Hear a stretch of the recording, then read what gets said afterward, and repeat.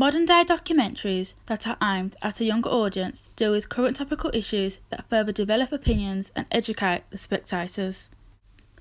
The documentary made by my group and myself is also aimed at a younger audience, which deals with a highly controversial issue, which is beauty standards and cosmetic surgery, having the aim to educate and inform our target audience.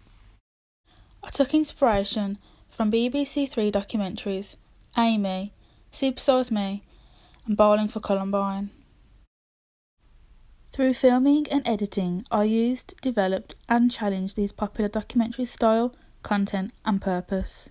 For example, Supersize Me and Bowling for Columbine take the traditional approaches to documentary making. They are thought-provoking and aim to discuss political ideas which have real relevancy in society. My documentary, Fake It Till You Make It, follows these conventional forms of documentaries by having a social impact and being educational. Sticking to conventions of documentary making is important to a producer as their audience knows what to expect. Pushing the boundaries, however, is liked by consumers. My documentary followed and used codes and conventions of real media products. We used on-screen presenting similar to that of Bowling for Columbine and Supersize Me. There was a range of vox pops which can also be seen from modern BBC Three documentaries and again Supersize Me. We made use of expert interviews to support and advance our topic, which was used also in Spurlock and Moore's documentaries. Archival footage began our documentary and is used most frequently in the biographical documentary film Amy. Titles and credits help distinguish presenters and experts seen in traditional documentaries, in particular this BBC Three documentary. Our documentary also developed and challenged forms and conventions of real media products. For example, we used 3 presenters rather than 1, which is uncommon in documentaries. Both Supersize Me and Bowling for Columbine have only 1 presenter, which exhibits traditional documentary styles and expectations. Theorist Bill Nichols would say that the participatory mode is evident in these 2 documentaries, and so is the case for my own documentary. The makers of the documentaries are present at viewing stage and present themselves on screen. Modern BBC Three documentaries, which I took inspiration from, typically do not have an on-screen presenter. We wanted to challenge this stereotype and subvert modern-day documentary expectations. In terms of theoretical approaches to our documentary, as part of my group, we challenged Laura Mulvey and her male and female gaze analyses of media. We used 3 female presenters, which is unlike the conventions of documentaries, which use male presenters. Challenging these conventions modernises our product and presents how eager we are as producers to subvert stereotypes of gender in media. We wanted the presenting to be taken seriously with an educational impact rather than a voyeuristic one. Another challenge we made in our work was through narrative.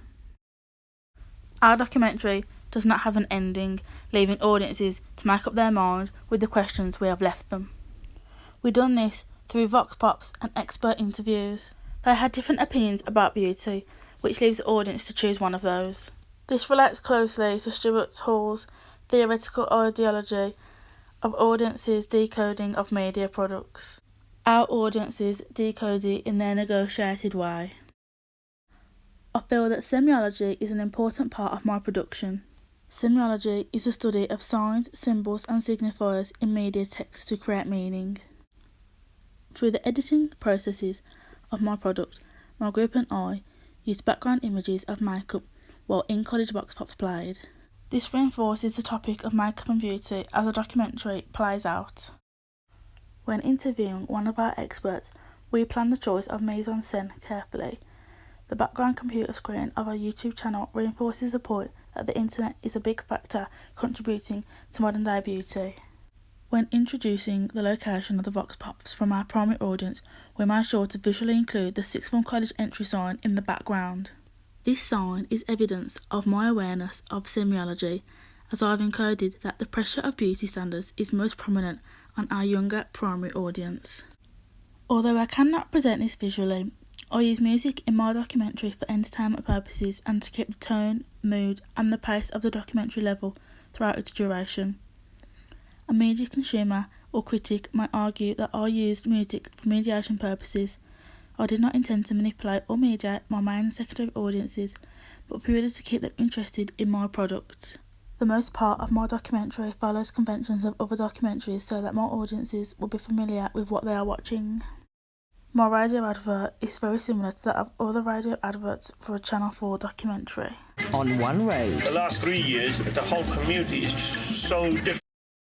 The radio advert I will be closely looking at is called Immigration Street and begins with opinions and facts from the male voiceover and the vox pops from the people in the documentary.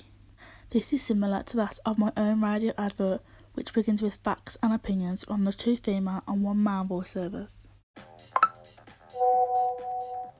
Look at her makeup and her hair. I wish I looked like her. 90% of teens are unhappy with the way they look, and many find themselves comparing their looks to others. It's no secret that the makeup and cosmetic industry is booming.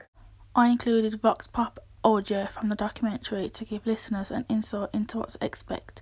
This is typical of radio adverts similar to mine.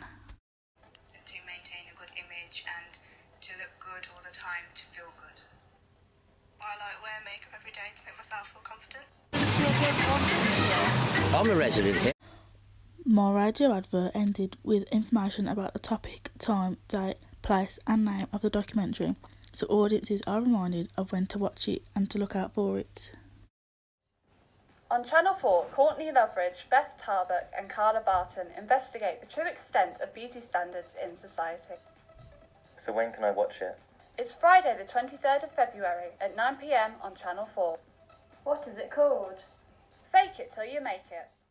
This is so too the case for the Channel 4 documentary radio advert, which finishes with the time, date, name and place for where to watch the documentary.